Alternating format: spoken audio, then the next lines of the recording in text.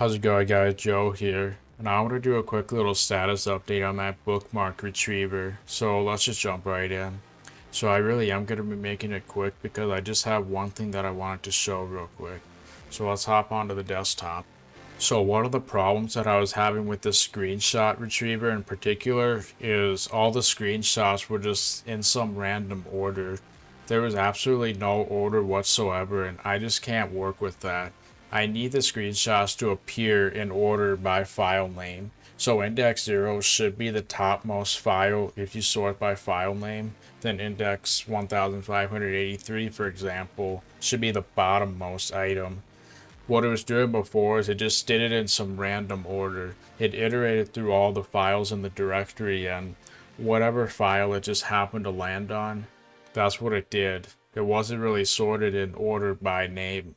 Could have been in order by something else, but definitely not the name. So I want to show how I address that real quick. So down here, basically it all happens right here.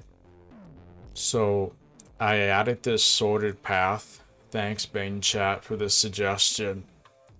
And I added this import right here.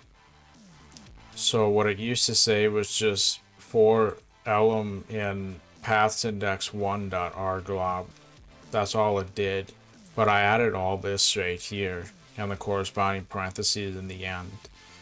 When I do that, what I had here is a wildcard before did all files including the text file with the index where I have that all saved, and that causes glitches. So with this syntax it only does JPEGs, and there's exactly 1583 of them like there should be. So this is how you do a specific file name. If you want to do more file names, then Bing Chat suggests that you do a nested for loop and basically iterate over all JPEGs, then iterate over all PNGs, and then whatever else you may want. So that's what I suggest for that. So all I really changed here was added this sorted path right there, and then this import.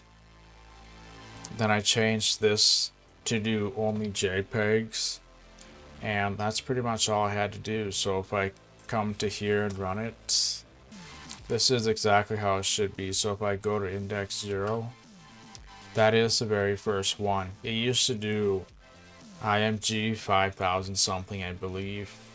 It would just do things out of order, but now you can see it goes through all the images in order.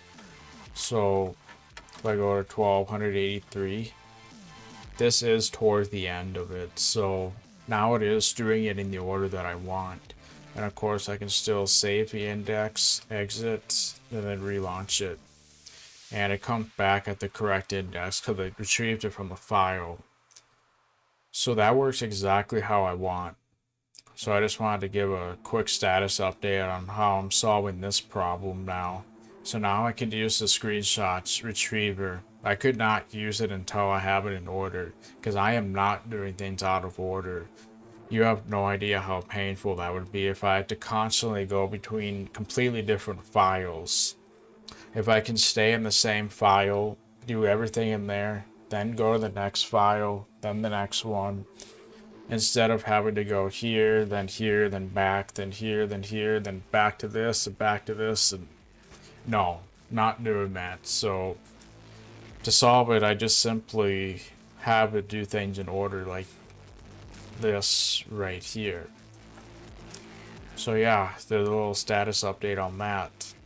The other thing I wanted to update you on real quick is the typical bookmark retriever.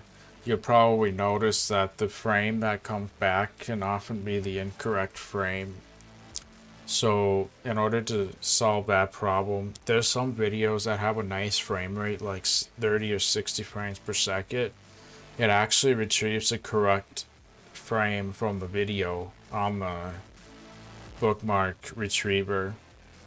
Whereas if it's like 29.97 or 59.94, things can get all wonky with that. So I'm just going to deal with whatever that gives me. But for some videos, it actually will work nicely if it has a nice 30 frames per second. The videos that I chose as an example throughout this series was a kind of a bad example just because of how the frames worked and everything like that. But with some videos, 30 or 60 frames per second, it works so nice. Maybe even 25 frames per second would work nice too. So some videos will work perfectly in terms of what frame it ends up retrieving. Some just won't. So I either have to deal with it, or else maybe I have to convert the video to some constant frame rate, preferably a 30 or 60 frames per second. Just temporarily, just to keep those in sync, but if you ask me, it's not really worth the hassle. So that's pretty much all I wanted to share. I think this is truly going to be the end of the series now. So that'll be it. As I said before, I will end up putting it on GitHub someday.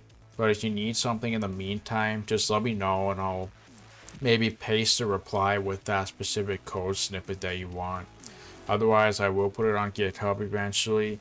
Not everything is going to be perfect, so if you wanted improvement on the GitHub version, I would suggest you contribute. I would suggest that those who need it to be perfect can contribute. Because it's perfect for me, I'm not changing anymore. But if people can make improvements, I highly encourage them to do so with pull requests and stuff. I'll let you know when I have it on GitHub, but right now I don't. Anyway, that'll be it for now. So if you have any questions, comments, or concerns, feel free to let me know. I'll try to get to you as soon as possible. Otherwise, yeah, I think that's it. So thanks for watching and have a good one. Peace.